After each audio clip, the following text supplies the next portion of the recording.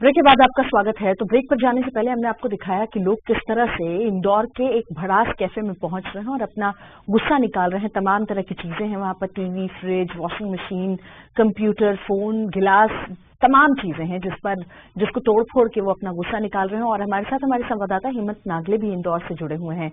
अदिति सक्सेना मनोवैज्ञानिक भी लगातार हमारे साथ बनी हुई हैं।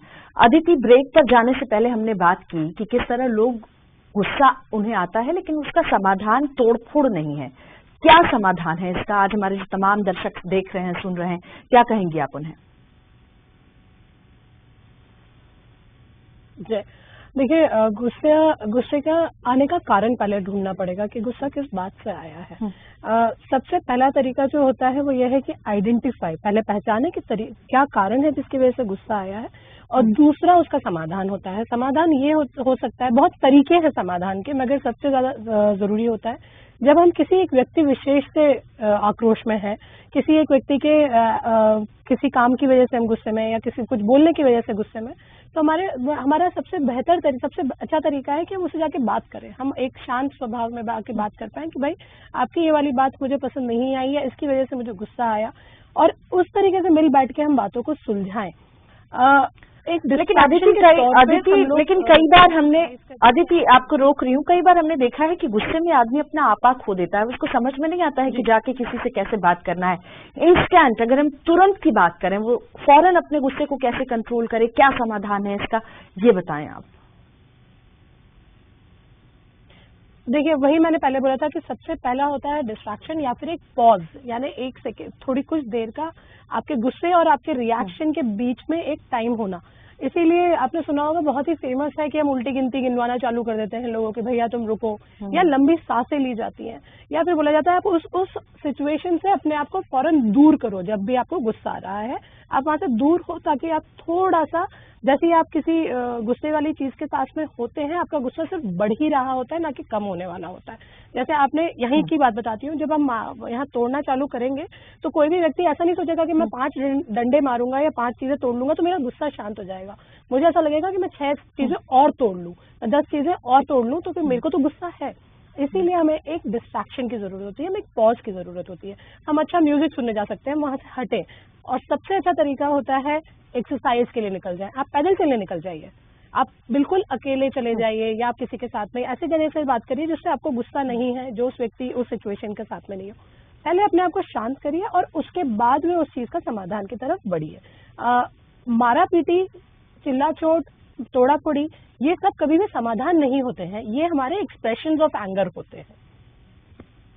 बिल्कुल ठीक बात है, ये एक्सप्रेशंस ऑफ एंगर होते हैं। हमारे साथ हमारे संवाददाता भी लगातार जुड़े हुए हैं, हेमंत नागले। हेमंत, हमने मनोवैज्ञानिक की बात सुन ली है, लगातार लोग भी वहां पहुंच रहे हैं, किस तरह का रिस्पांस मिल रहा है? ये जो भड़ास कैफे है, उसके जो ओनर है, उनसे आपने बात की है, उनका क्या कहना है? लोग क्या आ रहे हैं, लोग अपना गुस्सा निकाल पा रहे हैं, और जाते वक्त वो किस तरह के मूड में निकलते हैं भड़ास कैफे से? जी, यहाँ के ऑनर हमारे साथ मौजूद है, हम उनसे ही बात कर लेते हैं।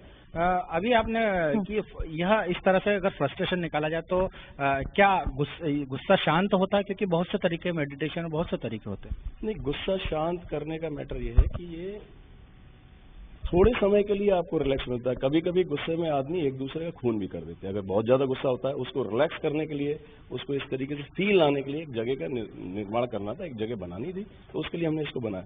हम ये कतई दावा नहीं करते हैं कि इससे पूरा हेल्थ के हिसाब से या बिल्कुल पूरा गुस्सा खत्म हो जाएगा, लेकिन क्षण भर के लिए सुविधा मिलती है, क्षण भर के लिए आदमी खुश हो जाता है, उसके बाद जाके वो वापस से अपने नॉर्मल रूटीन में कुछ दिन और कुछ समय तक काम कर सकता है। ये एक तरीका था, एक कोशिश की गई है।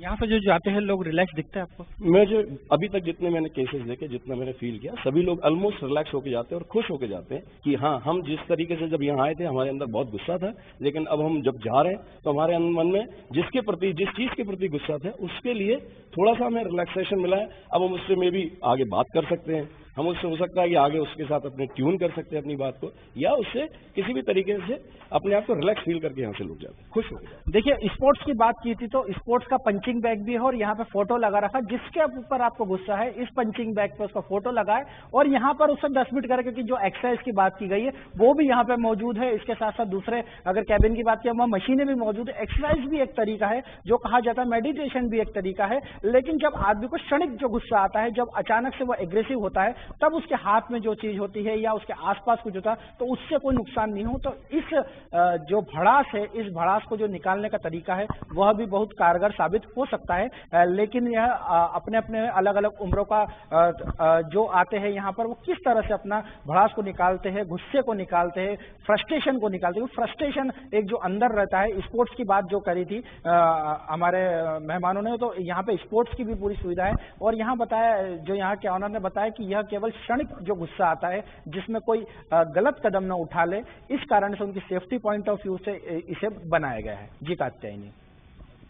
चलिए हेमंत, आप हमारे साथ बने रहिए। अदिति सक्सेना भी हमारे साथ लगातार बनी हुई है। अदिति, हमने देखा जो भड़ास कैफे के ओनर हैं, उनका कहना है कि लोग आते हैं और जब जाते हैं तो वो रिलैक्स फील कर रहे होते हैं, लेकिन कई बार ऐसा होता है कि लोग अपना गुस्सा अंदर अंदर पीते रहते हैं, वो निकाल नहीं पाते हैं और वो कहीं ना कहीं डिप्रेशन का शिकार हो जाते हैं।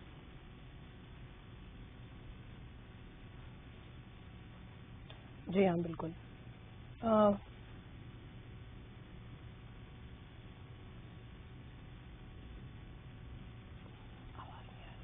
जी अदिति। जी हाँ, बिल्कुल। देखिए, मैं इसको बिल्कुल सीधे डिप्रेशन। हाँ जी, कात्यायनी, आप एक बार फिर से रिपीट करेंगी? मैं आपका पूरा सवाल नहीं सुन पाई, थोड़ी वॉल्यूम आपकी चली गई थी। अक्सर हम देखते हैं कि लोग गुस्सा अपना पीते रहते हैं। बहुत सारी ऐसी महिलाएं हैं घर में, बहुत सारे ऐसे पुरुष भी हैं जो काम पे जाते हैं, अपने बॉस पर गुस्सा नहीं निकाल सकते हैं। महिलाएं घर में अपने जो बड़े हैं उनके ऊपर गुस्सा नहीं निकाल पाती हैं, तो वो गुस्से को अंदर अंदर पीती रहती हैं और डिप्रेशन का शिकार हो जाती हैं। वो आखिर किस तरह से इससे बाहर निकले? जी, बिल्कुल सही बात है।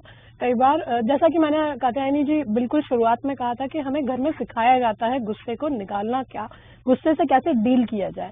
ये हमारे माँ बाप की, हमारे बड़े बुजुर्गों की जिम्मेदारी होती है। मैं बड़ी हूँ, मेरी जिम्मेदारी है कि मैं अपने छोटों को ये बता पाऊँ कि गुस्सा आना स्वाभाविक है, किसी व्यक्ति से, किसी सिचुएशन से चिढ़ना स्वाभाविक है, मगर उसका एक्सप्रेशन भी उतना ही जरूरी है जितना हमारा ये इमोशन जरूरी है।